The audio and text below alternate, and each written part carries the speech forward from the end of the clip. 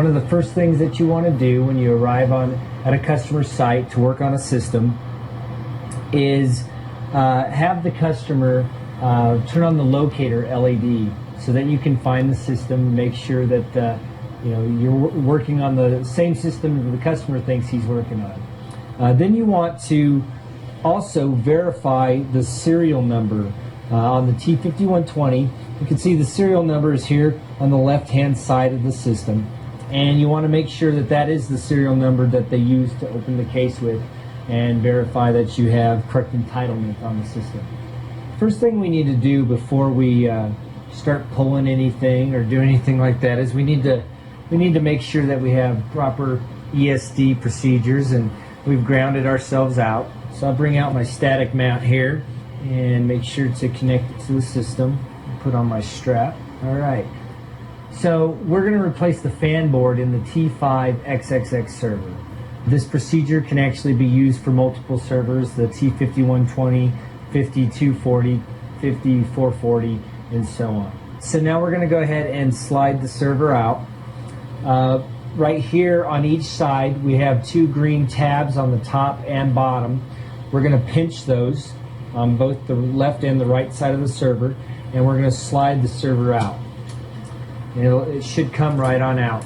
And at the end we're going to pull it till it clicks and it kind of locks in so that the server isn't moving around on you while you're trying to work on it. Now before I open the top, I want to make sure that I'm practicing proper ESD. So to remove the lid, we just need to first pull up the fan module access door.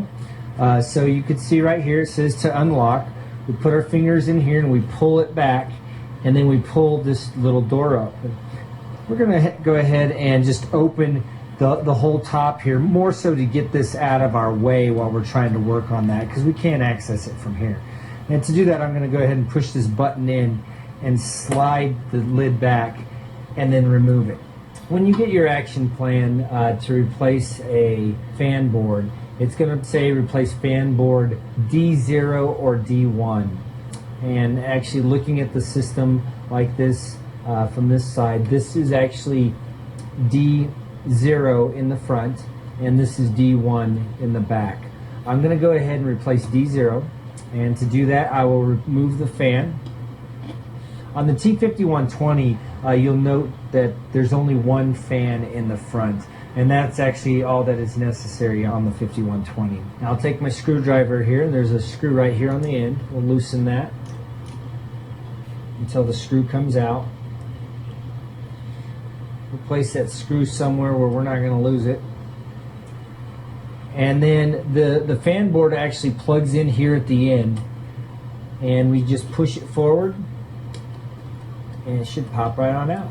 We'll get our replacement and we'll just put it right back in.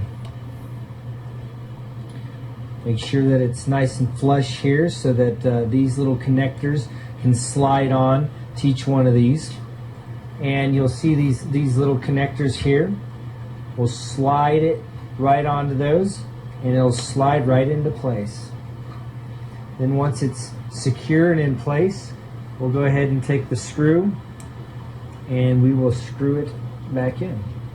Whenever you're screwing these screws in, they don't need to be extremely tight. You don't want to strip them, and you don't want to make them so tight that if another engineer comes along, they won't be able to work on it.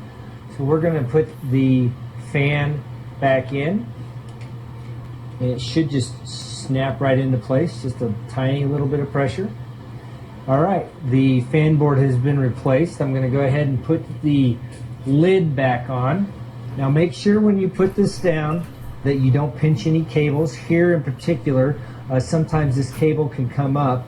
If you pinch these wires, you could have issues with your disk access. So we just want to make sure that's nice and clean and out of the way. And we'll put the lid back on. Put a little pressure down. And then just click this down and it snaps right in. So we're ready to slide this back. You'll notice on the sides here there's these little green tabs. There's one on each side. We'll use our fingertips to pull those back and push the server forward. And it should slide right in. Once we're done with that, we'll go ahead and hook up all the cables that we had labeled previously. We'll make sure that we have our console connected so we can watch post. If we're not able to, the customer can watch it as it comes up. After the system comes up and is running, verify that there are no amber LEDs showing on the system. Communicate with the customer and have the customer check everything out and verify that his operating system is up and running and everything looks good. And the fan board has been replaced.